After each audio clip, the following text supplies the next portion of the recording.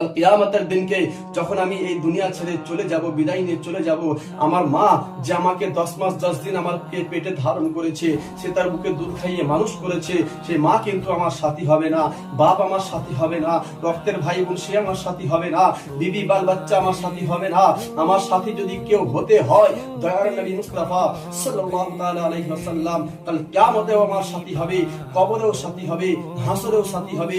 আমার নবী বলে, এ আমার রব্বুল আলামিন, তুমি আমার উম্মতদেরকে আমার হাওয়ালে দিয়ে দাও, আমার হাওয়ালে করে দাও, আমার হাওয়ালে করে দাও। তাহলে মুসলমান, আজকে আমরা সেই নবীকে নিয়েও অনেক কিছু আমরা কটুক্তিমূলক কথা বলে থাকি।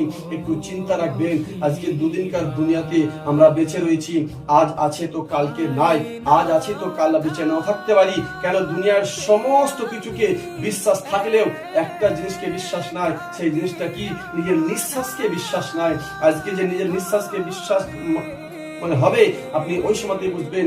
আজকে আমি যে গ্যারান্টি সহকারে বলতে পারবো না যে আমি এই জুম্মার নামাজ, 5 ওয়াক্তের নামাজ এই জায়গায় বসে আছি, এই জায়গা থেকে উঠে আমি অন্য জায়গায় সরে যাব, তার কোনো গ্যারান্টি নাই। তাহলে মুসলমান, এত আমাদের অহংকার কিসের, এত গৌরব